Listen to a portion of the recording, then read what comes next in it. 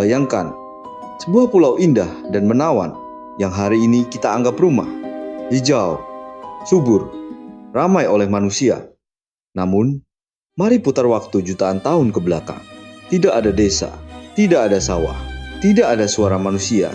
Yang ada hanyalah raungan, dentuman, dan keheningan yang mengintai. Pulau Jawa pernah menjadi tempat yang tidak ramah bagi kehidupan lemah.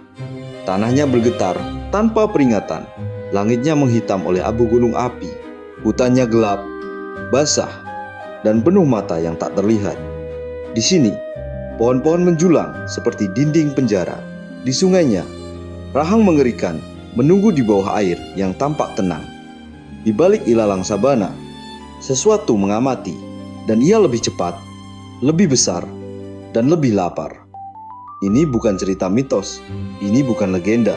Ini adalah Pulau Jawa sebelum manusia modern pernah bertahan hidup di atasnya. Dan apa yang pernah menguasai pulau ini jauh lebih mengerikan dari yang bisa kita bayangkan. Pulau Jawa hari ini tampak tenang, sawah hijau membentang luas, gunung berdiri anggun di kejauhan, dan hutan terlihat seperti sisa-sisa alam yang telah jinak. Namun ketenangan ini hanyalah lapisan tipis yang menutupi masa lalu yang jauh lebih kelam. Jauh sebelum manusia modern menamai tanah ini sebagai rumah, Pulau Jawa adalah dunia yang asing, liar, dan kejam. Sebuah tempat yang tidak dirancang untuk kenyamanan, melainkan untuk seleksi. Jawa Purba bukan sekadar versi lama dari Jawa yang kita kenal sekarang. Ia adalah pulau yang terus berubah, lahir dari api, diguncang oleh gempa, dan dibentuk oleh letusan gunung berapi yang tak pernah benar-benar berhenti. Tanahnya belum stabil, langitnya sering tertutup abu, udara dipenuhi bau belerang. Dan di atas tanah yang terus bergolak itu, kehidupan tumbuh dalam bentuk yang ekstrem. Pulau Jawa muncul sebagai bagian dari busur vulkanik aktif akibat pertemuan lempeng Indo-Australia dan Eurasia. Tabrakan raksasa ini menciptakan deretan gunung api yang sejak awal telah menentukan karakter pulau ini. Berbahaya, tidak stabil, dan selalu berada di ambang kehancuran. Letusan terjadi berulang kali, memuntahkan lava dan abu yang menimbun lembah, membakar hutan, lalu memaksa alam untuk memulai kembali dari nol. Bentang alam Jawa Purba tidak pernah tetap. Dalam satu wilayah, hutan hujan tropis yang sangat lebat tumbuh di tanah subur bekas abu vulkanik. Di wilayah lain, terbentang sabana luas yang kering dan panas. Tempat angin membawa debu dan bau kematian. Sungai-sungai purba mengalir deras, sering berubah arah akibat gempa atau longsor, menciptakan rawa-rawa luas yang mematikan. Hutan hujan Jawa Purba didominasi oleh leluhur, keluarga Dipterocarpaceae, pohon-pohon raksasa tropis yang menjulang hingga lebih dari 60 meter. Batangnya lurus, tinggi, dan keras, dengan kulit tebal berlapis resin lengket yang berbau tajam. Akar papan mereka melebar ke segala arah, mencengkeram tanah seperti dinding hidup. Di bawah kanopi raksasa ini, cahaya matahari hampir tidak pernah menyentuh tanah. Dunia di bawahnya gelap, lembab, dan penuh bayangan. Udara di dalam hutan terasa berat. Lumut dan jamur tumbuh di setiap permukaan. Tanah selalu basah, licin, dan penuh jejak makhluk yang jarang terlihat. Hutan ini bukan tempat yang sunyi. Ia dipenuhi suara gesekan daun, patahan ranting, dengusan napas besar, dan raungan yang tidak dikenal. Seolah-olah hutan itu sendiri bernapas. Di wilayah yang lebih lembab dan sejuk, tumbuh pakis pohon raksasa dari kelompok Chateales.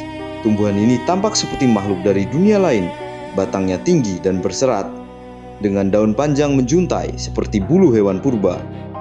Di bawah pakis-pakis ini, tanah selalu gelap dan basah, menjadi tempat hidup serangga berukuran besar, amfibi purba, dan reptil kecil yang bersembunyi dari predator yang lebih besar.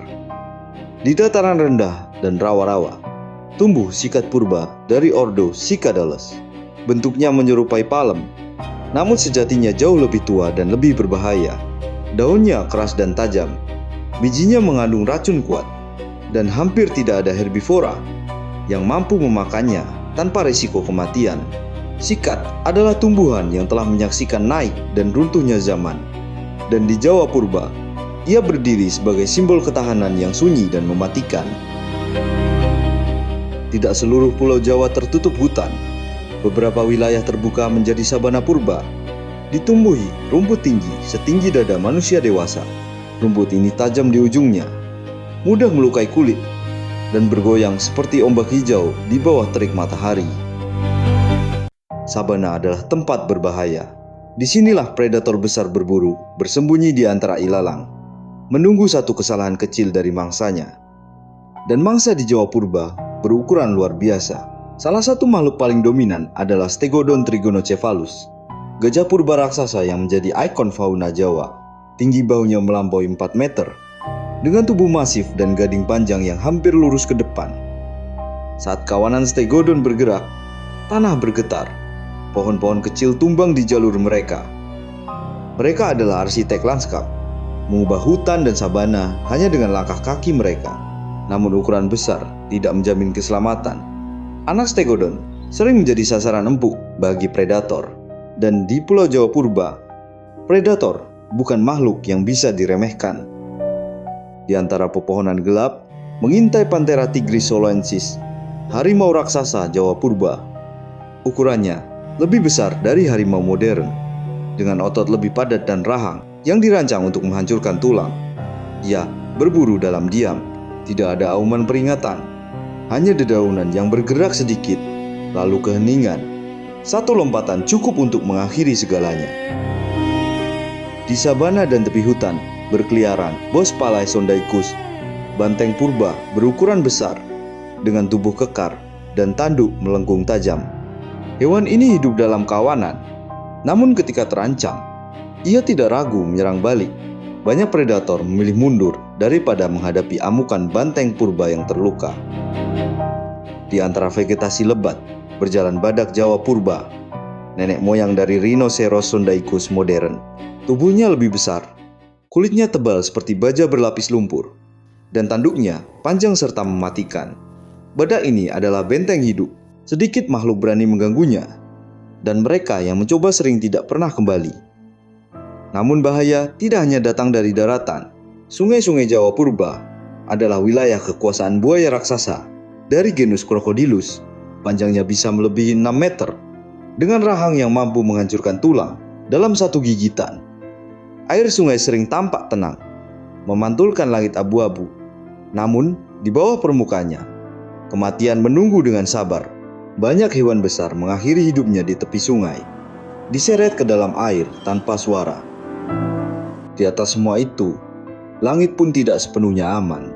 Burung pemangsa raksasa melayang perlahan, sayapnya membentang lebar, menciptakan bayangan yang bergerak di tanah. Anak hewan, reptil, dan makhluk kecil lainnya adalah sasaran empuk. Bayangan di tanah sering menjadi peringatan terakhir sebelum cengkraman datang dari atas. Iklim Pulau Jawa purba sama kejamnya dengan penghuninya. Musim tidak teratur. Hujan bisa turun tanpa henti selama berbulan-bulan, memicu banjir besar yang menyapu hutan dan sabana. Lalu, tiba-tiba, hujan berhenti, tanah mengering, tanaman mati, dan kelaparan menyebar. Saat mangsa berkurang, predator menjadi lebih agresif. Alam memasuki fase paling brutalnya. Letusan gunung api memperparah segalanya. Abu vulkanik menutupi daun, meracuni air, dan memaksa migrasi besar-besaran. Banyak makhluk tidak sempat melarikan diri. Bangkai menumpuk, penyakit menyebar. Namun dari kehancuran itu, kehidupan selalu mencoba bangkit kembali lebih keras, lebih adaptif, dan lebih berbahaya. Pulau Jawa sebelum manusia modern bukan tanah yang menunggu untuk dijelajahi. Ia adalah dunia yang menolak kehadiran makhluk lemah. Setiap sudut menyimpan ancaman. Setiap langkah adalah pertaruhan. Tidak ada tempat aman yang bertahan lama. Alam tidak memberi ampun, tidak memberi peringatan, dan tidak memilih siapa yang pantas hidup.